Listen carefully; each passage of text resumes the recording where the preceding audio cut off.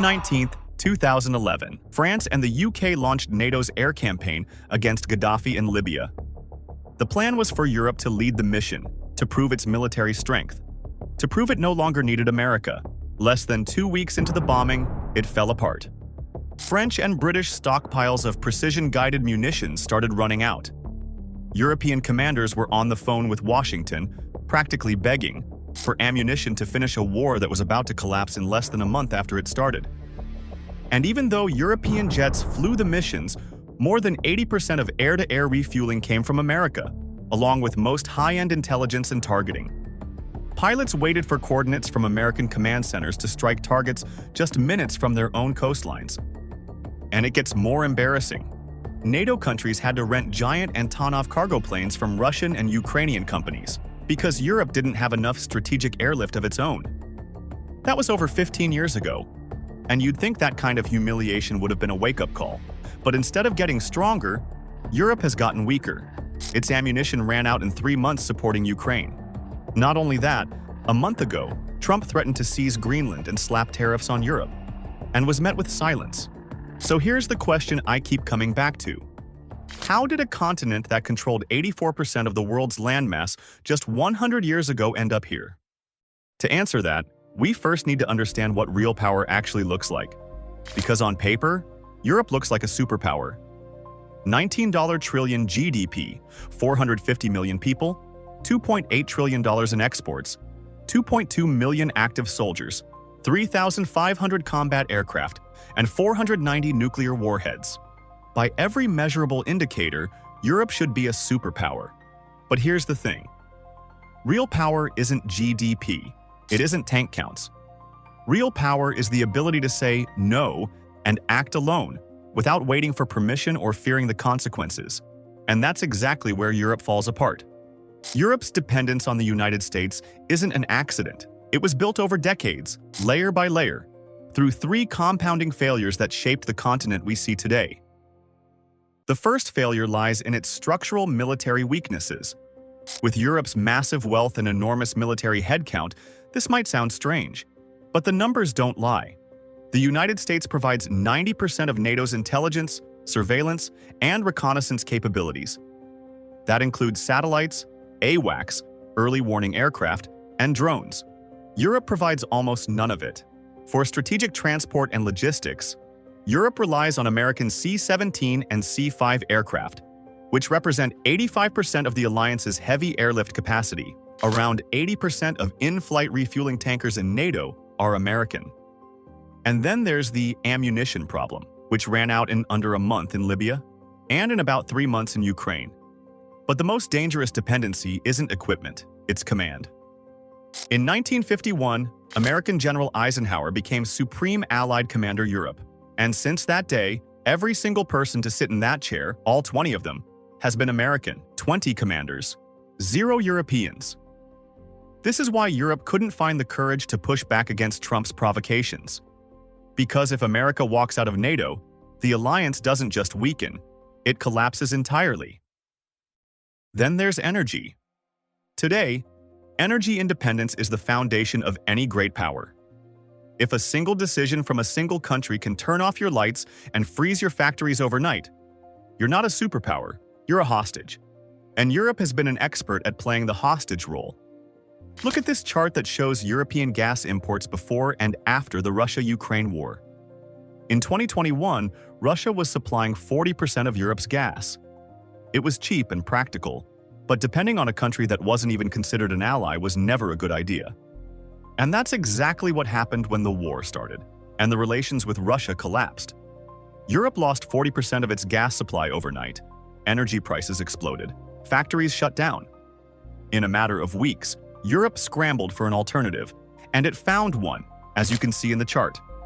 Russia's share collapsed to under 5%. But here's the twist. America jumped from 10% to 70%. Europe didn't solve its dependency problem. It just changed who it depends on. American LNG arrives in Europe at around $60 per barrel, 3 times the price of the Russian gas, and 10 times what American companies pay in Texas. Companies like BASF started shutting down historic factories in Germany and moving investments to the United States.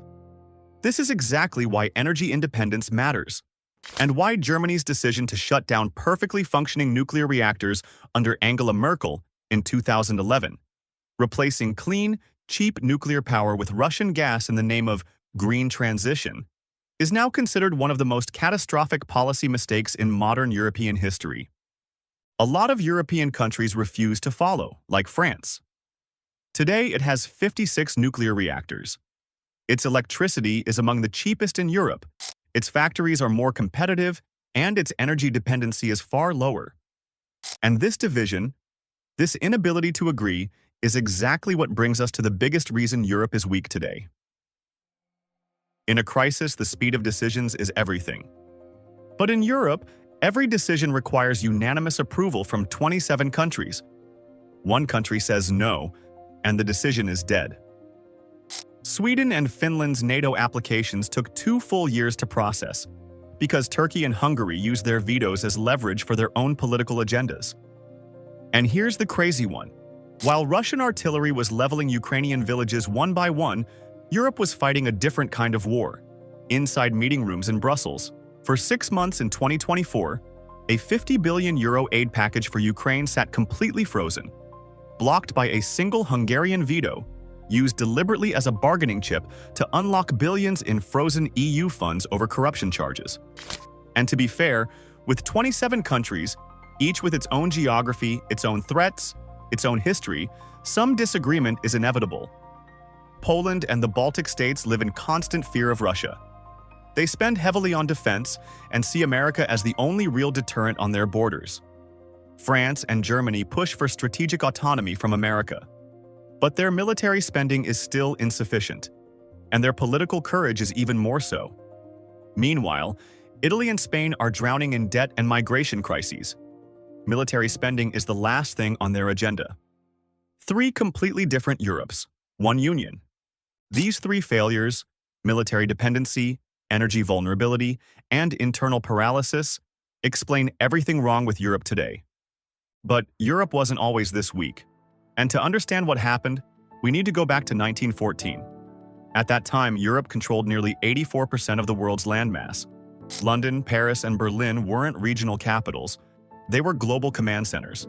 Decisions made in Europe shaped borders in Africa, Asia, and the Middle East. Until World War I started. From that moment, Europe lived through 30 years of grinding war and destruction.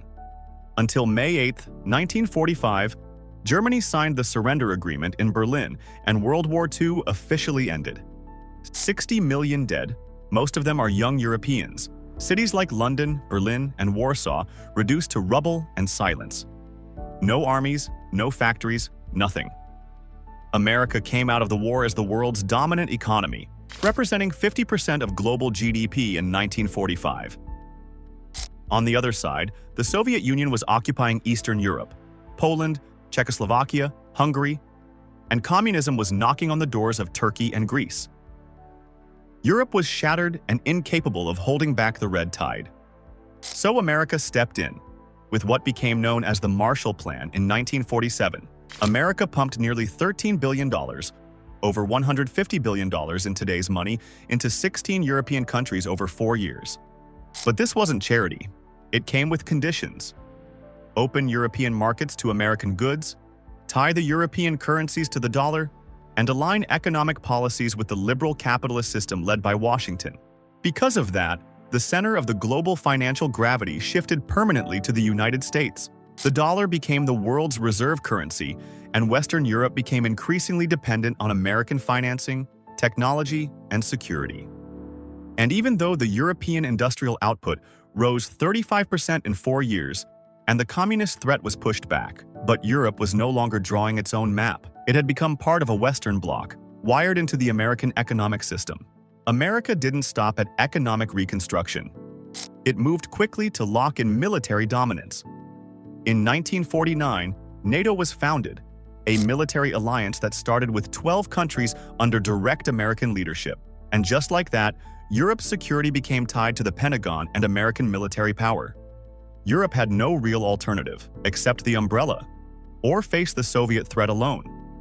What Europe didn't fully understand was the price, its sovereignty. The Cold War lasted 40 years, and throughout those decades, European dependence on America deepened steadily. America built over 300 military bases across Europe and deliberately discouraged European military industry to keep the continent dependent on American weapons. Then came December 26, 1991.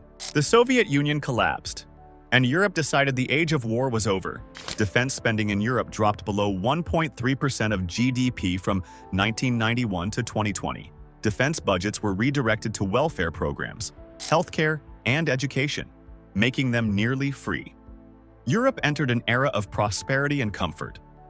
Meanwhile, America kept raising its military budget every single year, reaching $784 billion in 2020, representing over 70% of total NATO military spending, until February 24, 2022.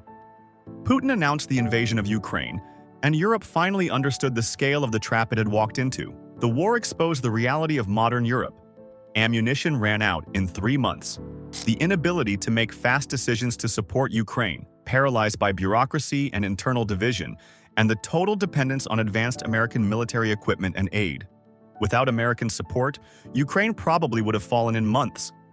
And the shocks kept coming. Trump threatened to leave NATO in 2025, then threatened to seize Greenland in 2026, and impose tariffs on Europe if it refused the deal. These rapid events exposed that Europe today lives in a dangerous gap, where it has a massive economy and enormous wealth, but incomplete sovereignty left over from World War II. A sovereignty that the continent which once ruled the seas traded away for comfort and protection, believing the American umbrella would last forever. But today, Europe is discovering that the price of protection is dependence, and the price of slow decisions is irrelevance among the great powers. And yet, Europe has everything it needs to come back. The problem isn't capability, it's the price that has to be paid. And the real question is, are Europeans willing to give up part of their comfort to get their sovereignty back? Because military independence is expensive, energy independence is expensive, and fast decision-making inside a union of 27 countries is expensive too. For 70 years, Europe got comfortable with a very convenient arrangement: American security in exchange for total focus on prosperity. But the world has changed, and great powers don't wait for anyone, and those who don't control their own decisions end up living by someone else's.